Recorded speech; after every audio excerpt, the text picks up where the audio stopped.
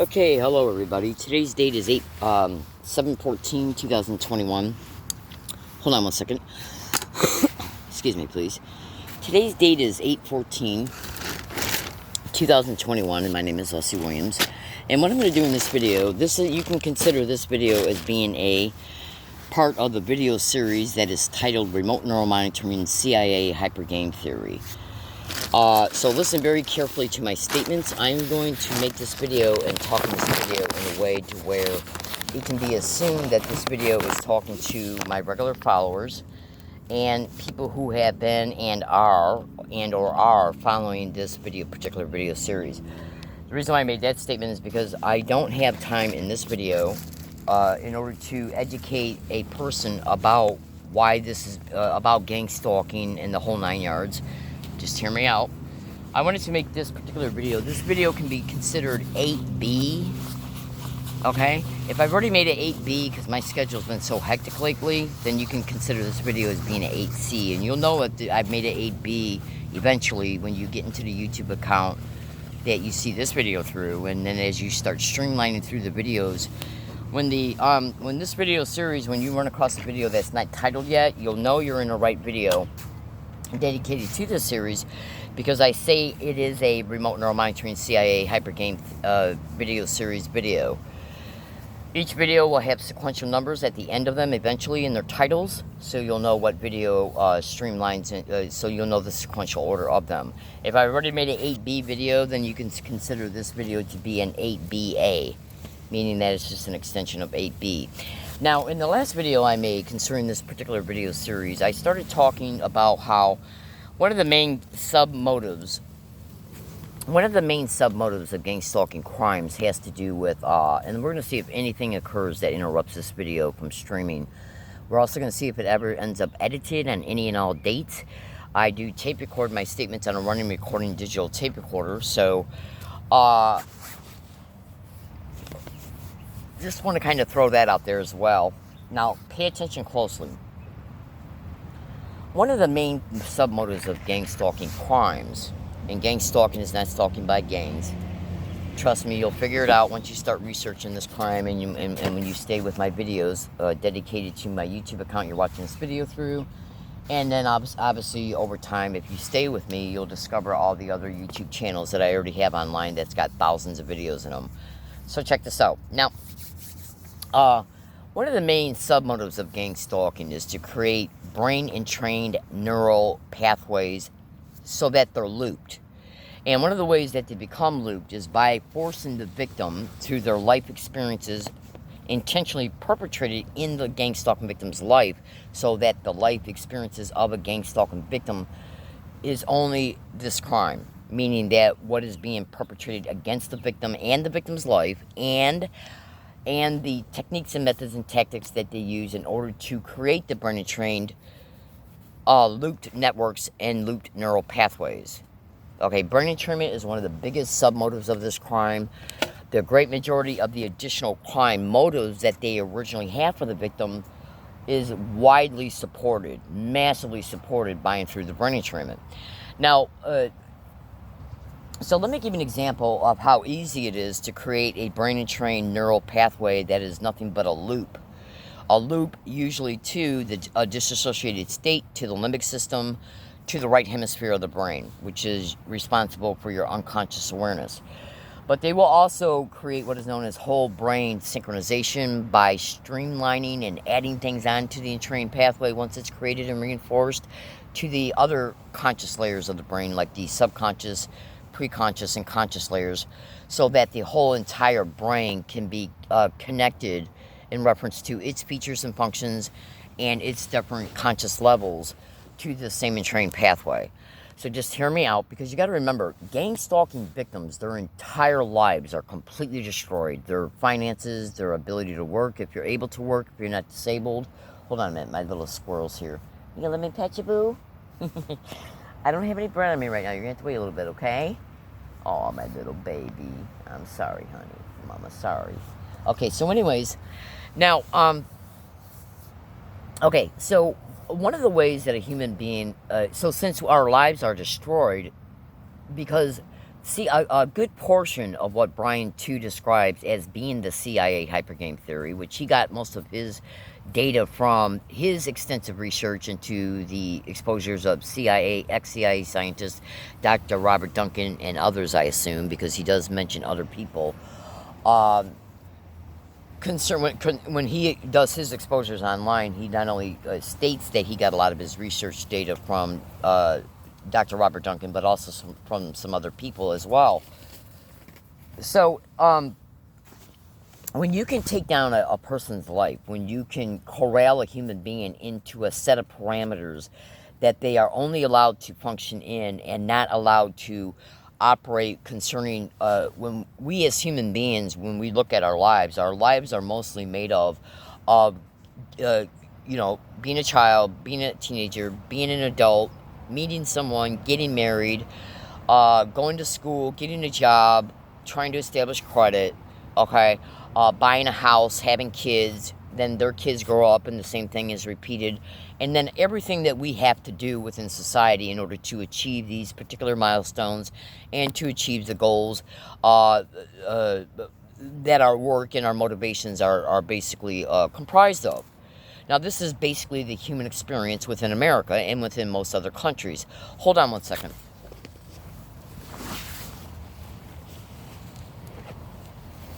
What are you doing? Get out of there. My squirrel got into something she shouldn't have been into. And so anyways, so in gang stalking crimes, they know, the satanic rats who are hosting this crime, these mass murdering animals, they know what it they know what it takes in order for a person, a family, to navigate through life in order to achieve these goals, which are natural goals for most human beings, obviously. Now, so when we look up what then makes up a person's life to effect through action to achieve these goals, then we can see that we are forced to operate within a system, the government system at times, concerning like bank issues and going to school and everything else. Hold on one second, my squirrel's freaking out. Get out of there. Get out of there. Get. Now go on. I'll feed you later. Get, boo. You ain't gonna find anything in there. There ain't nothing in there. Go on, I don't have anything out right now. Boo. Get. So anyways. So, in gang stalking crimes, in order for them to achieve the brain entrainment, they got to corral that individual within isolation, social isolation. They got to make sure that if they determine that the victim is going to be allowed to measurably work, because they want to be able, the victim has to be able to eat every day, and in order to force an effect upon the victim's life, the techniques and methods that achieve the brain entrainment, they know that victim has got to exist and stay alive so that the neurological processes can be intruded upon through the techniques and methods and even technologies that these satanic whores have that assist in the entrainment. So they know that person is going to have to eat. Now hold on one more second, because this squirrel is getting out of hand, so I apologize for the interruptions. What are you doing in there? Get out of there. There ain't nothing in there for you, boo. I'm going to get that butt. She found the bag that my hamburger buns are in. All right, come here, if you're going to behave like that. So anyway, sorry about that. So, when they blacklist victims from employment, they get out of there. I took it out. Come here. Sorry about the interruptions. So when they blacklist victims from employment or only allow them to get part-time jobs, because all victims of this crime are tracked in real time, so they're able to determine if the victim is applying for a job. So you'll be able to understand how they can control the finances of a victim. Because if you can control the finances of a human being, then you can control what they're then able to do and manage within their lives. Because we all know that it takes money to navigate and survive. We need money for rent, we need money for food, we need money. Hold on, baby. Settle down now. We need money for food, we need money for transportation, we need money for clothes, and the whole 9 yards. Well, they'll usually measurably let a victim work part-time if they're able to work. Here you go, baby. Work if they're able to work. They'll let a victim work if they're able to work, even if it's just part-time, or they'll allow them to get on SSI or Social Security Disability. But trust me when I say, when it gets to the point in that targeting of that victim where they want to, where after they've achieved the entrainment, where they want to then start exploiting the victim in more than one way. Because victims of gang stalking can absolutely be victims of non-consensual human experimentation every single day, because the entrainment's actually part of that. Just research all my descriptions. But if they want to take the victim then into eventual sexual human trafficking or labor human trafficking, or use them for illegal probate control schemes for racketeering purposes and insurance fraud, and stage videotaped rape so they can be sold to the dark web where they make massive amounts of money, well, then they feel that the entrainment's already been done. We can now use the entrainment to assist us in achieving these other crimes. Because once the entrainment takes place, they can literally neurally control you. Okay, and then that you got to remember, they can neurally control you within the continued crime that is perpetrated out and about in the community, anywhere the victim goes, and anywhere the victim lives, and anywhere the victim's at, on any and all dates, anywhere.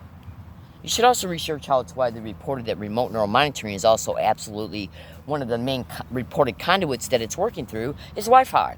So look at, Wi-Fi's everywhere. It's everywhere. Okay? So, all right, so let me kind of give you an example. Now, you should also know that this crime intentionally, and they're doing this to tens of thousands of people right now in America on any and all dates you watch this video, in any day, week, month, or year that you watch this video. It's still happening in the same way that I'm generally talking to you about when it comes to the general descriptions of what this crime does in order to create and enforce and affect the entrainment, and then why it's done, which is why you got to stay with this video series, because I can't, there's no way I can describe the whole entire aspect of what this game theory is all about and why it's employed against the victim in order to achieve the multiple different crime motivations that they have for them. This series is going to probably be a very long series because there's so much involved in this. It's off the chain.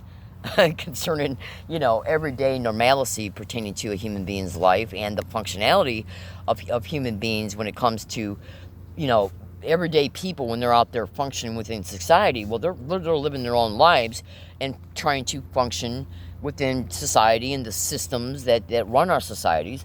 Well, gang stalking victims are only afforded an extremely small amount of measure of being able to function within the community and within the society.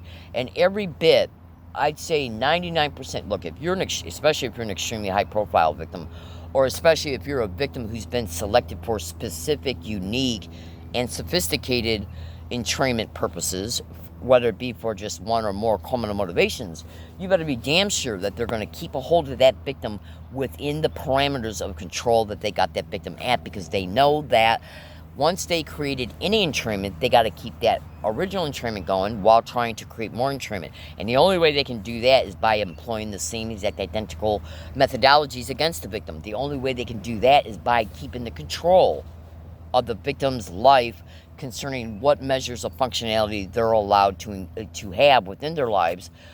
Because remember, if you can't go to the grocery store and buy something to eat, then you're going to have to go somewhere else. If you have to go somewhere else and you don't have a car, that's going to massively interrupt your schedule.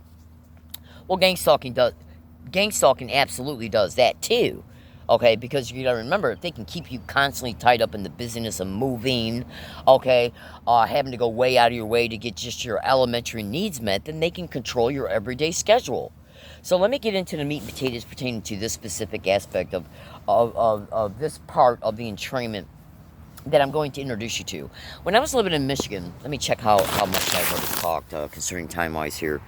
Okay, so when I was living in Michigan, when they started the open gang stalking of me in Michigan in 2002, they were literally using downstairs neighbors to get up on my hallways, because I lived in an upper flat in 2 apartments in Michigan when this started openly, meaning that when the community-based gang stalking started and when they started escalating the crime that had already been in my life, being creatively done through other techniques where they were already manage me and keeping me in a certain selected group concerning socializing and keeping me in poverty and just a bunch of other stuff. And I can't get into all that, because if I get into all that, it takes up too much time, okay, away from the original thing I wanted to expose.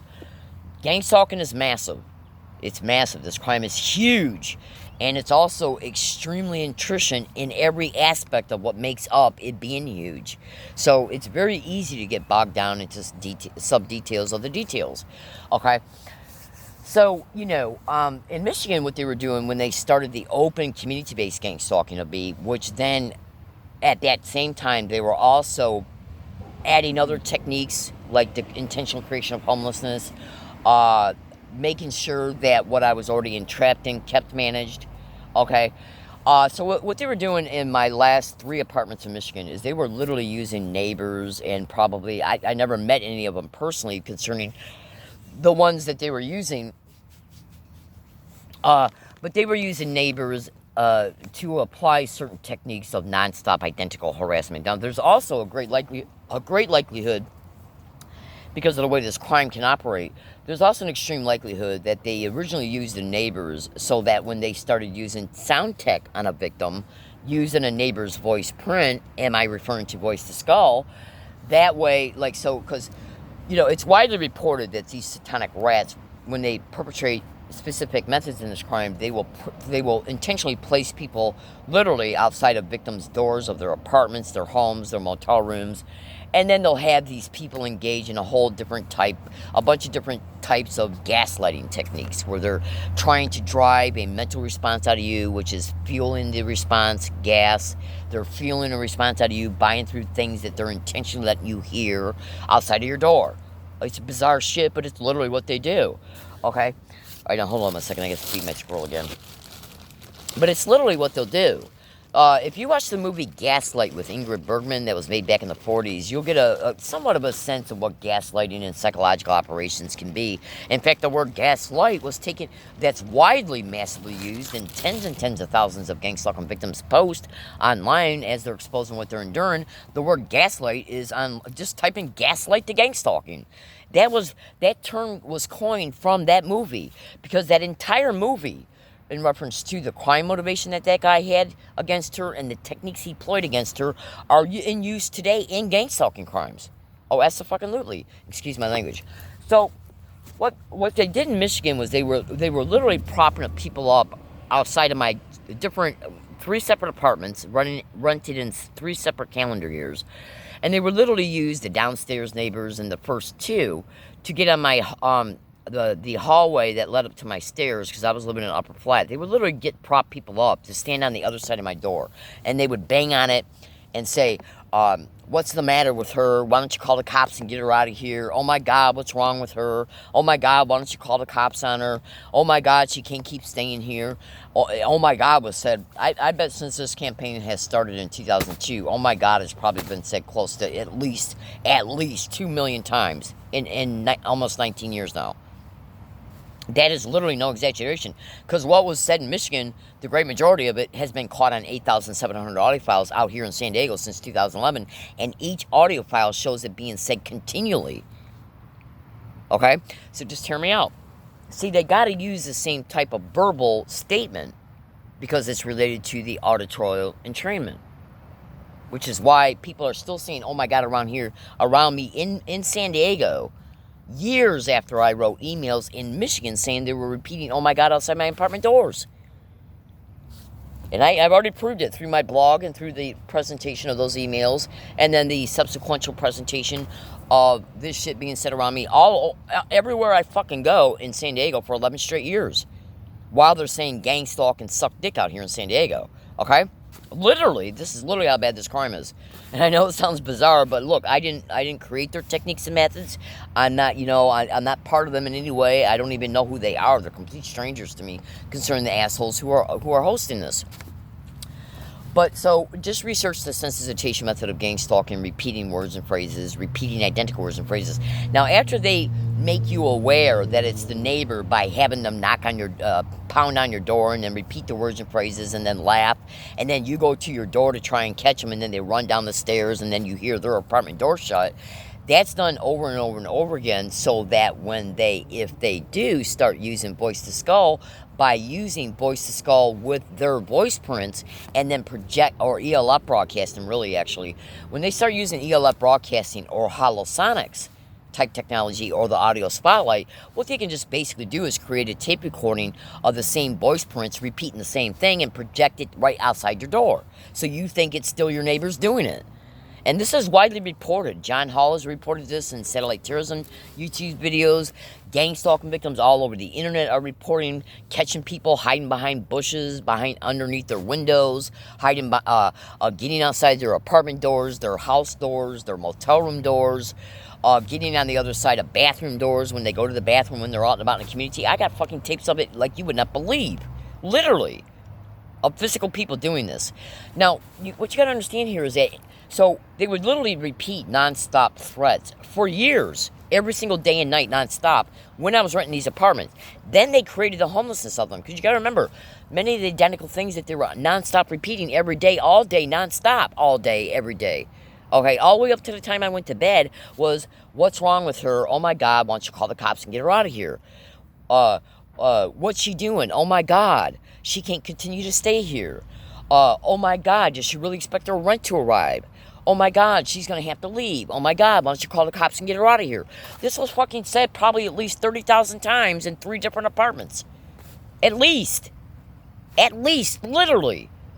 Now, when you research the sensitization method of gang stalking, you're going to see repeating words and phrases and repeating identical words and phrases is one of the biggest things done through the sensitization method. Because whenever a brain hears the same exact identical repetitive statements, the brain starts fixating on it, especially if a threat is involved.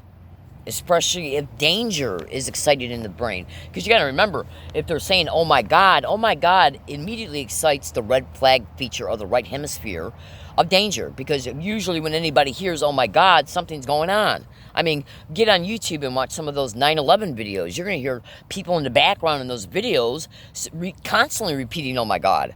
Whenever you see a car accident or maybe a fight in the neighborhood spontaneously, you're going to hear people saying, oh my God, what's going on?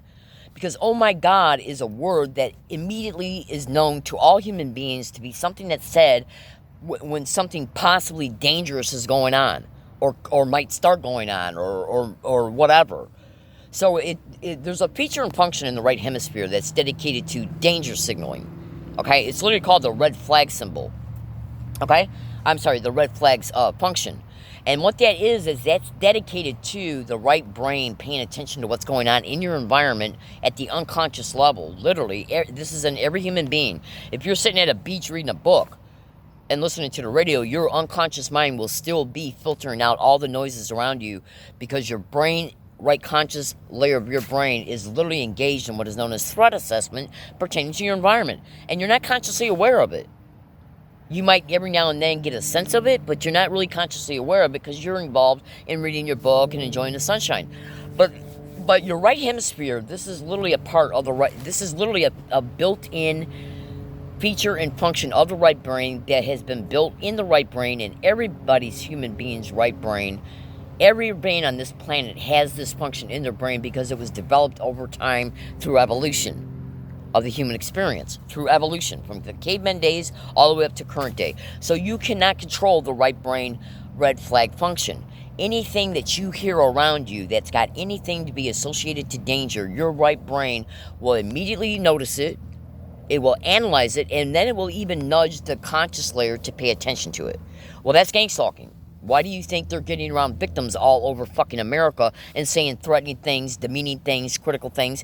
Because whenever a body or whenever a brain perceives that something is attacking it, pertaining to its personality or its thinking or the way it looks, its self-image, the brain immediately kicks the self-defense mechanisms of the brain in order to analyze what's being heard, in order to defend the brain and its integrity and the personality and the self-image and the thinking and the attitude of the person.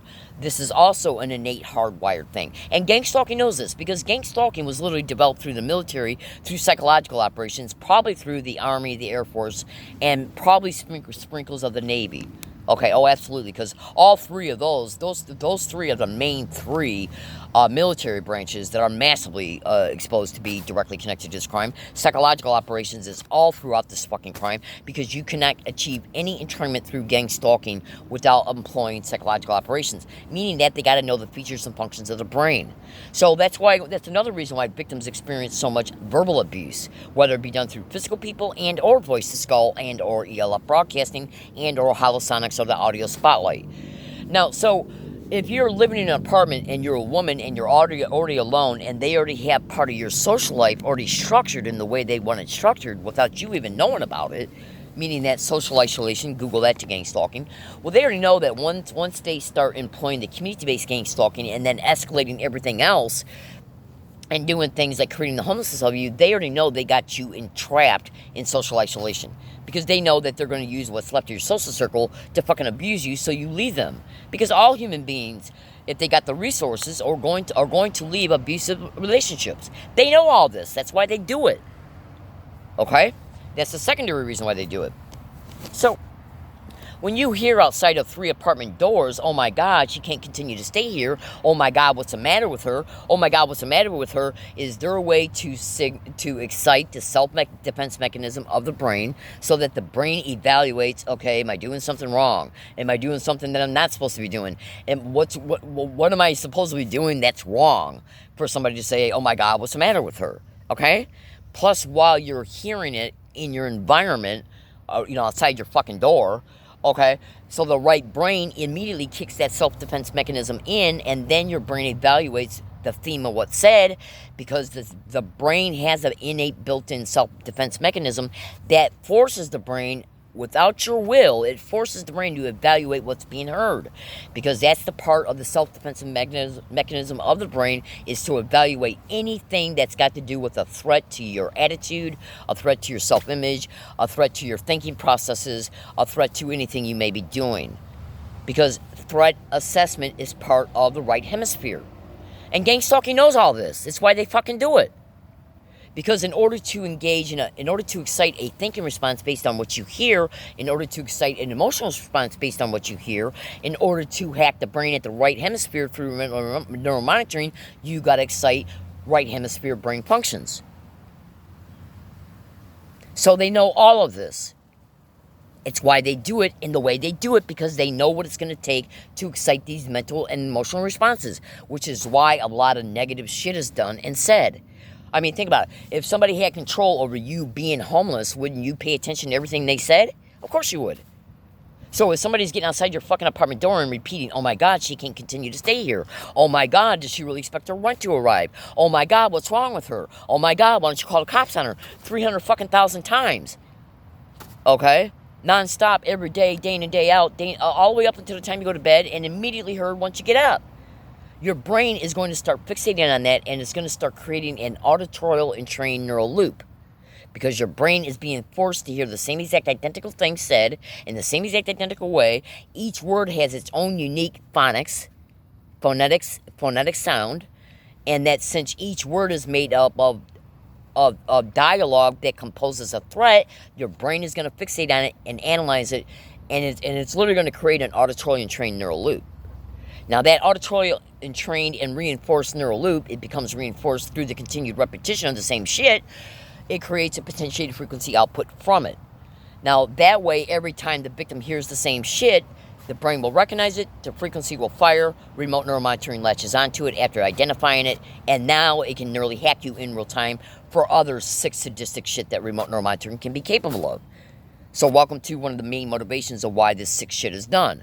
So then they create the homelessness of you by stealing your rent. After saying, okay, 7,000 times, does she really expect her rent to arrive? Then after they steal the rent, they start saying things like, we told you we'd get her out of here. And then they repeat that 10,000 times, even as you're moving. So now you're homeless. So then they truck you to a fucking wooded area and they employ the same thing on you, except it's a little bit different dialogue. Oh my God, what's she doing in there? Let's call the cops. Oh my God, she can't keep staying here. Oh my God, does she really expect to keep her property? Over and over and over and over and over. Then they'll start saying, oh my God, why don't you set up homeless men to camp out by her? Oh my God. And then they'll start doing things with homeless people, like having them acting like they're fucking on drugs, and even looking like they're the type of people that are in their behavior and the way they're dressed and a bunch of other stuff. You got to remember, gang stalking, these psychological operations, are designed to use your senses, your sight and your hearing, so that you are forced to deliberate what you see and hear. So remember, creating threats creates anxiety, it creates fear. If somebody can control your fear and anxiety, they can control your mind. That's why they target your survival. An additional reason why they target your survival is because they want to create these entrained pathways to the limbic system, which is responsible for survival. They also want to create the entrained pathway to a dissociated state, which is why they create the periodic assaults, robberies, rapes, and extreme traumatic brain injury through electromagnetic weapons radiation torture. Google all my statements. Absolutely. Why do you think there's so many victims on YouTube and Google and in their blogs stating that when their brain is being fried through electromagnetic weapons, they're hearing nonstop sick, identical shit through voice to skull? Because they're creating auditory entrainment to the dissociated state, to the limbic system, which is immediately activated because the brain is perceiving it's enduring trauma through electromagnetic radiation. So do you see? So then after the brain is hit constantly, okay, with electromagnetic weapons,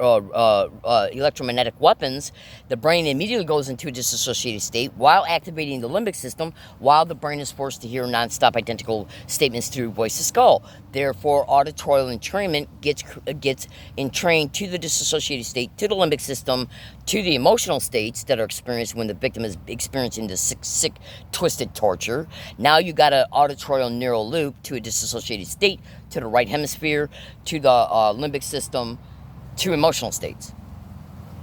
So how do you think after they set up homeless people around you to camp around you at massive amounts of wooded areas, and then all they got to do on subsequent days is make noise through holosonics to make you think homeless people are being brought back again on the property where you're at?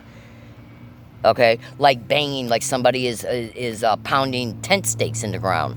Okay, an actual radio in the environment that sounds like it's fucking right behind you, yet you get up and look and there's nothing there. That's fucking holosonics.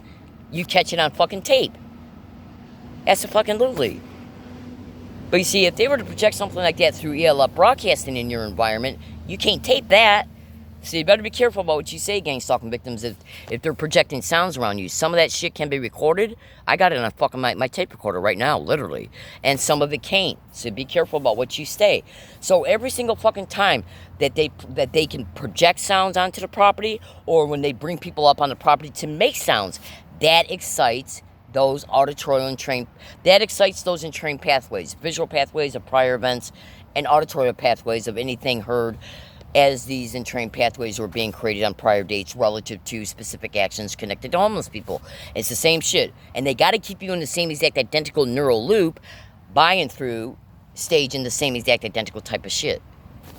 Okay? And since they know you got video recording devices, they're more than likely going to start using holosonics or ELF broadcasting, because they know if they can make you believe somebody's on the property through this sound tech, okay, it's going to excite the response while you don't get no video evidence of it, because you can't fucking take a video camera picture of holosonics in use. Okay, I got to go. Thank you for listening. Have a good day.